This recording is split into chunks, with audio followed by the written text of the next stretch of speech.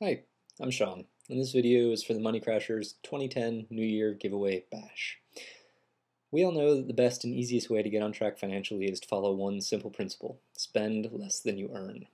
This sounds incredibly easy, but sometimes the easiest things are the hardest to achieve. There's so many tempting gadgets and shiny toys out there that before you know it, you spent all of your income, or worse yet, you spent more than your income and now you're in debt. So whether you're in debt or just looking to save more money than you already are, there's a ton of great options out there for you. I'm not going to talk about them all, because frankly, there's just too many. Instead, I want to talk to you about one super easy and super cheap method.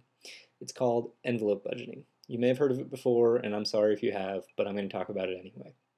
So, here's how it works. Step 1. Reach down into your desk and grab some envelopes. You probably have them there already.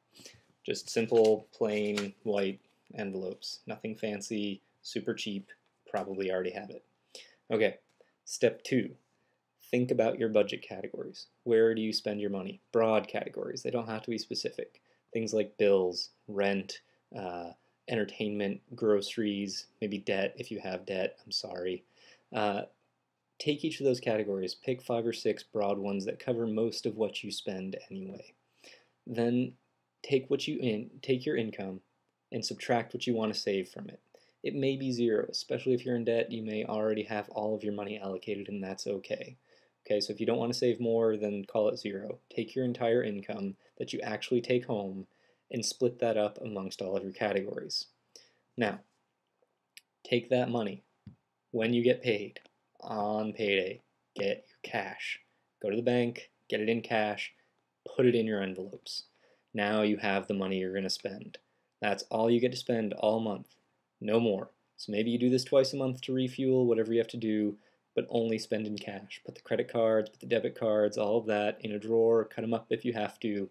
You have cash. That's it. At the end of the month, you should have either spent all that you had, in the cases of rent probably, because that's a known income, or about what you had in the envelope. You can't spend more. It's not possible. You don't have it. That's it. That's what you have. If you have extra, hey, carry it over or throw it in savings. That's a bonus. So that's really all there is to envelope budgeting. You get your cash, you put it in envelopes, and that's it. There's a couple bonuses to this the way I see it. You may realize that there's certain areas where you're spending way more than you think. Holy crap, I'm spending $100 on cable. That's ridiculous. Don't spend that. Pick up some rabbit ears and get HDTV over the air. If you don't have an HDTV, well, get one of those converter boxes. It'll still be cheaper than 1 month of cable. You can look at sites like billshrink.com for your cell phone bill, see if you can get that down, find alternatives. There's always ways to save with what you already are doing. The other thing that I think of is another bonus is to go ahead and set up an automatic savings plan.